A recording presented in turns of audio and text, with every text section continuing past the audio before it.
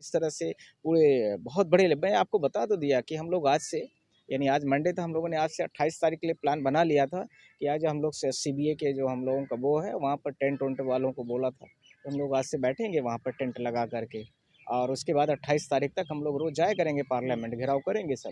तो ये फिर से सुधार करने के लिए बोला है, जिसमें बार काउंसिल ऑफ इंडिया ने भी इसमें अमेंड करने के लिए बोला है कि इनमें आप सुधार करिए। उन्होंने अपना डिस्क्रिप्शंस दिया हुआ है, उस डिस्क्रिप्शंस के अकॉर्डिंगली करने की ज़रूरत को उन्होंने बोला है। हम सबका सवाल ये था कि गवर्नमेंट अभी बैक फुट पर तो है, क्योंकि एडवोकेट्स सारे केसेस को लड़ने वाले होते हैं। नमस्कार, आप देख रहे हैं फोरम को। मैं हूं प्रभात। अभी मैं सुप्रीम कोर्ट में हूं। हमारे साथ हैं सुप्रीम कोर्ट के वरिष्ठ एडवोकेट नरेंद्र मिश्र जी।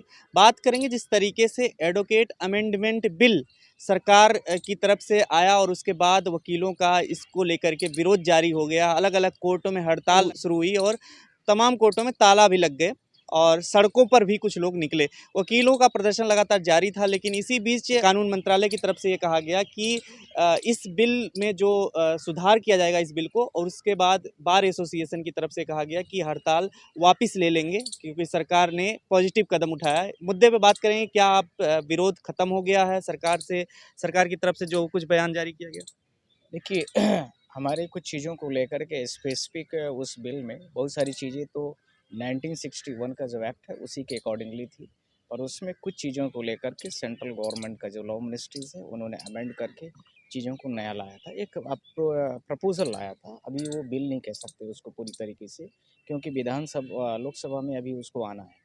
मैं सबसे बड़ी बात है कि जो उनका ये सारी प्रपोज़ल आया है, उस प्रपोज़ल में उन्होंने हम सबसे क्लैरिफ़िकेशन माँगी थी। क्लैरिफ़िकेशन तो माँगने की बातें बाद में होती, पर उससे पहले यह जानना ज़रूरी है कि उसमें डिस्प्यूटेड पॉइंट्स क्या-क्या थे। सबसे बड़ा डिस्प्यूटेड पॉइंट ये था कि वकीलों को हड़ताल के जो पावर्स थे, यानी जो इन्फ्रिंजमेंट राइट्स है आर्टिकल 19 में और आर्टिकल 19(1) के पॉइंट में सब सेक्शंस 2 में जो दिया गया है, उसमें कंप्लीट वायलेशन हो रहा है। जो कि फंडामेंटल राइट्स एंड ड्यूटीज़ सारी चीज़ों को दी गई है, हर पब्लिक के लिए कॉन्स्टिट्यूशन में, उसका भी वायलेशन है। इसी के साथ में कॉन्स्टिट्यूशन का जो आर्टिकल्स 35 है, उसका भी वायलेशन था। इसी के साथ में आर्टिकल 14 जो दिया है इक्वलिटी बिफोर द लॉ, अर्थात इसका मतलब सारे जितने भी सिटीजन्स ऑफ इंडियाज़ हैं, सबको बशर्ते ये है कि वो भारत देश का मूल नागरिक होना चाहिए, सबको इक्वलिटीज़ दी गई है। तो हमारे इक्वलिटीज़ का भी वायलेशन हो रहा था। तो जब हड़ताल की बातें आई, तो हड़ताल में यह भी वो बोला गया कि जिस कोर्ट में आप लोग ऐसी चीज़ों को करेंगे, वहाँ पर जो संबंधित कोर्ट होगी आपके ऊपर कंटेम्प्ट लगाने के लिए वो पूरी तरीके से बाध्य है। अर्थात इसका मतलब कि कोई भी वकील अब धरना प्रदर्शन नहीं करेगा, अपनी कोई भी मांगों को नहीं रखेगा। इसके साथ में यदि कोर्ट से संबंधित कोई चीज़ें हैं जो हड़ताल या विरोध प्रदर्शन करने के माध्यम से पता चल जाती है, हड़ताल का मतलब विरोध प्रदर्शन यहाँ समझिए। हड़ताल उस टाइप का नहीं होता था कि रोड जाम कर देना है कि इस तरह से, तो थोड़ा बड़ा शब्द हो गया। तो कोर्ट में वकीलों का बड़ा पीसफुल तरीके से सारी चीज़ें होती थी, और थ्रू रजिस्ट्रार या जनरल जो हमारा सुप्रीम कोर्ट का है, उसके माध्यम से हम लोग किसी भी चीज़ को रिप्रेजेंटेशन में रखते थे। ये सारी चीज़ें कहीं न कहीं हम लोगों के हाथ से छीनी जा रही थी। सेंट्रल गवर्नमेंट ने इस बिल में यह भी स्पष्ट कर दिया था कि इस प्रकार से यदि कोई भी घटना घटती है, तो उस संबंधित व्यक्ति के ऊपर ऑफेंसिबल 5 साल के लिए मिनिमम, और उसका जो मेंबरशिप है वो लाइफ टाइम के लिए हटा दिया जाएगा। ये पॉइंट नंबर 1 था सारे पॉइंट्स का। अब इसी के साथ में पैरेलली दूसरे पॉइंट में आ रहा हूँ, जो इन्होंने दूसरा सबसे बड़ा और भी इससे भी बड़ा काम किया। इन्होंने ये बोला कि कोई भी आपके पास एडवोकेसी में कोई भी क्लाइंट आता है या कोई भी कस्टमर आता है आपके पास, तो यदि वो जो पैसा देता है फ़ीस के तौर पे, अब उसमें ये सवाल इन्होंने 2 पेच बड़े बहुत बड़े इन्होंने ला दिए। पहला ये उसमें था कि यदि वो व्यक्ति जब चाहे तो फ़ीस को रिफ़ंड कर सकता है, और दूसरा वो जिस फ़ोरम में चाहे वहाँ पर जाके कंप्लेंट दर्ज करा सकता है। मतलब ये है कि वकील से पैसा भी लेंगे और वकील से उसके बाद में वकीलों के साथ में पनिशेबल ऑफेंस के लिए जो भी फोरम्स खुले हैं, वो सारे, अर्थात पुलिस में भी जा सकता है, कंज्यूमर में भी जा सकता है, लोअर कोर्ट से सुप्रीम कोर्ट तक, जहाँ पर उसको सुटेबल एप्रोप्रिएट फोरम लगेगा वहाँ वो जा सकता है। अब ये इसके साथ में 2-3 प्रश्न बड़े जेन्युइन खड़े हो गए कि व्यक्ति फिर किस प्रकार से उस एडवोकेसी को करेगा। ज़ाहिर सी बात है कि जब क्लाइंट इस प्रकार के उसके पास राइट्स होंगे, तो केस भी ले लेगा, केस भी जीतेगा, पैसा दिया रहेगा, उससे 4 गुना वसूली भी करेगा, और वकील साहब अपना जो दूसरों के केस लड़ते थे अपने बचाव में आ जाएंगे। तो वैसे ही समझने की ज़रूरत हो गई थी, जैसे आप लोगों ने कुछ समय पहले आपने देखा था कि जो व्हीकल में एक एक्ट आया था जिसमें ये था कि 7 साल की सज़ा है, ऐसे कुछ था, 10 साल ट्रक की ड्राइवरों ने जो किया था। करेक्ट। तो उसमें उनके साथ में काफ़ी बड़े अमाउंट पर उनके ऊपर कंपनसेशन भी लागू कर दिया गया था। तो वैसे ही समझने की ज़रूरत है, फिर वकालत क्यों करेगा? एडवोकेसी का कोई मतलब ही नहीं रह गया। तो ये बहुत बड़ी इसकी कमी थी। इसी के साथ में जो तीसरा मेजर पॉइंट था, अब वकीलों का इन सारी चीज़ों के साथ में इन्होंने एक डिसिप्लिनरी जो कमेटी होती थी, अभी बार बनाता था। डिसिप्लिनरी कमेटीज़ का बार का मतलब, बार में बहुत सारे अंग हैं, उन अंगों में से डिसिप्लिनरी कमेटीज़ भी एक अभिन्न अंग है। इसका मतलब है कि उसका एक ही काम है कि यदि बार के किसी भी व्यक्ति से संबंधित व्यक्ति के बारे में कोई भी कंप्लेन है, कोई भी ऑब्जेक्शन है, तो उसको प्रॉपर तरीके से एप्रोप्रिएट डेट्स पर उसको कंसीडर करती थी, सुनवाई करती थी और दोनों पक्षों को सुन के बैठती।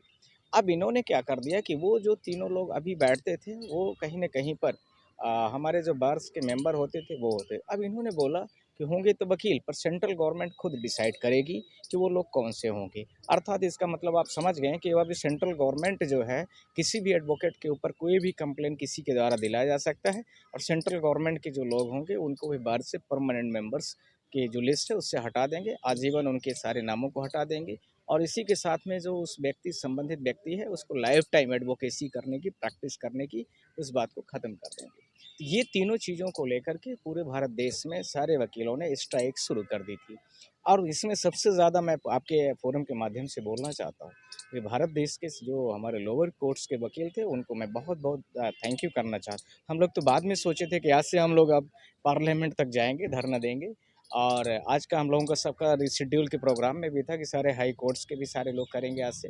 पर ये पहले से ही गवर्नमेंट गवर्नमेंट शायद भाँप ली थी इस चीज़ को लेकर के और गवर्नमेंट ने इस बिल को विथड्रॉ किया।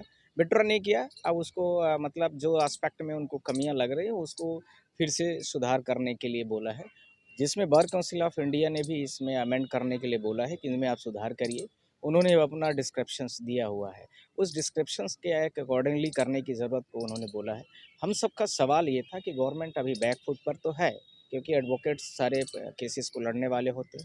चाहे एजी हो, चाहे डबल एजी हो, चाहे सॉलिसिटर जनरल हो, चाहे कोई भी, चाहे अटॉर्नी जनरल ऑफ इंडिया हो, सब वकील के ही पार्ट हैं और सारे ही एससीबीए के मेंबर्स भी होते हैं लगभग, और या बार एसोसिएशंस के मेंबर होते हैं, फर्स्ट क्राइटेरिया होती है।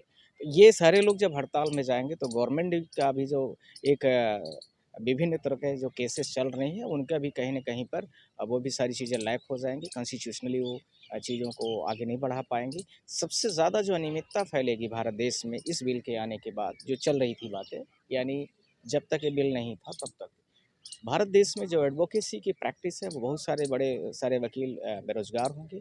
साथ ही साथ में जो विदेशी वकीलों को जो बड़े फ़ोरम्स हैं, उनको जो अलाउ कर दिया गया है, उन लोगों के आने से वैसे ही समझने की ज़रूरत आप समझ सकते हैं कि जैसे बड़ी-बड़ी कंपनियाँ आने से छोटे-छोटे जो रेहड़ी वाले, पटरी वाले बेचारे या और भी बहुत सारे जो वकील मतलब वो थे लोग, उनका प्रोफ़ेशन कहीं न कहीं प्रभावित हुआ। इसी प्रकार से यहाँ पर भी इस तरह की समस्याओं का एक बड़ा रास्ता खुलने जा रहा था। इसके पहले, इस बिल के पहले वो सिर्फ़ और सिर्फ़ अपना अप्रोच दे सकते थे, यानी किसी भी चीज़ में सजेशन दे सकते थे, न कि वहाँ पर भारत देश में उनको आकर के इस तरह की कोई भी चीज़ें अनुमति थी, पर अब उनको अनुमति दी गई। हालाँकि उससे भी बहुत बड़ा खतरा नहीं था, खतरा सबसे ज़्यादा जो चीज़ों से लेकर के था कि ये बिल को आने के बाद से भारत देश में एडवोकेसी जो है वो ख़त्म हो जाएगी और जो कोर्ट हैं वो भी लगभग ख़त्म हो जाएँगी। दूसरा इसी के साथ में आम नागरिक जो है, आम जनता इन पर्सन तरीके से तो केस लड़ेगा, पर वो एक्यूरेसी भी नहीं रहेगी और वो प्रोफेशनलिज्म भी नहीं रहेगा। साथ ही साथ में जो वकील का एक जो काम होता है, वो पूरी तरीके से उसी कामों में प्रैक्टिस करता है और उसी को डेली टू डेली अपडेट होता है फाइल से और उसके साथ में वो केस को लड़ता है। ये सारी चीज़ें जहाँ पर अनियमितताएँ पूरे भारत देश में फैलेंगी, वहीं विदेशी लेवल पर भी जो भारत देश के लोग जाके कहीं विदेश में प्रैक्टिस कर रहे हैं मान लीजिए, और बहुत सारे इंटरनेशनल लॉज़ पर, इश्यूज़ पर जो विदेश में जाते हैं, प्रैक्टिस करते हैं और वहाँ पर आर्ग्यूड करते हैं, तो उनमें भी अनियमितताएँ कहीं न कहीं फैलती हैं। ये चीज़ों को कहीं न कहीं अभी थोड़ा-सा एस्टेब्लिश्ड हुआ है, पर अभी नया बिल अभी इनका इम्प्रूव होकर के क्या आता है, उसके बाद ये सारी चीज़ें स्पष्ट होंगी कि हम लोगों को आगे प्रदर्शन क्या करना है।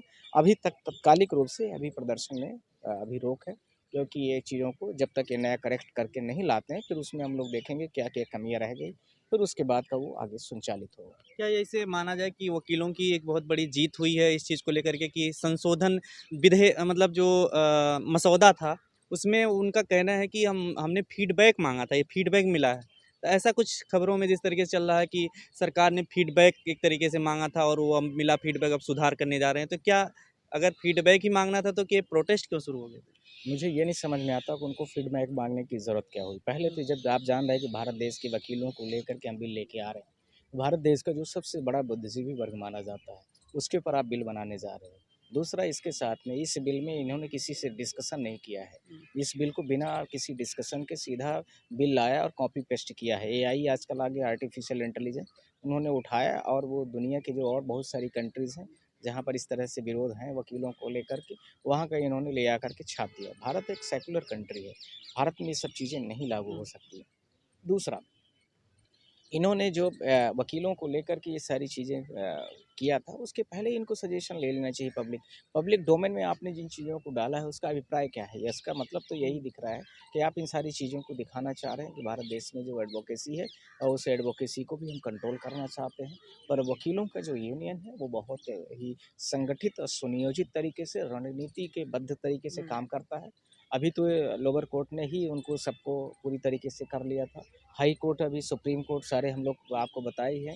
हम लोगों ने आज से प्लान बनाया था कि 24 तारीख से अब हम लोग सुप्रीम कोर्ट से पार्लियामेंट तक स्टार्ट करेंगे। साथ में हम लोगों ने यह भी प्लान बना लिया था कि आज से आपके सीबीए का जो वहाँ हम लोगों का पार्किंग है, वहाँ पर हम लोग बैठ जाएंगे टेंट वगैरह लगा के। गद्दे उद्दे भी लेके आए थे आज सब लोग, तो ये तो पता चल गया कल रात में। तो ये सारी चीज़ें जब आ गई तो हम लोग भी प्रिपरेशन में थे, पर अच्छा हुआ कि गवर्नमेंट पहले से ही समझदारी थोड़ा दिखा करके इस बिल को न ले आए तो ज़्यादा तो बेहतर इसे रहे। जीत समझा जाए या अभी लग रहा है कुछ इसमें दांव जीत, पेच है? हाँ, दाँव-पेच तो अभी जीत नहीं समझने की ज़रूरत है, क्योंकि इनका लास्टली जो फाइनली बिल आ जाए और उसके बाद उस बिल में हम सारी चीज़ें हम एडवोकेसी के जो अकॉर्डिंगली हो जाएगी, तब हम लोग मानेंगे कि हम लोगों के अकॉर्डिंगली है। अभी तो उन्होंने बोला है कि हम उसमें सुधार करेंगे, और सुधार करने के बाद क्या लेके आते हैं, सुधार के नाम पर पता चला कुछ और लेके आ गए बड़ा-सा, तो फिर हम लोगों को प्रदर्शन शुरू से करना पड़ेगा।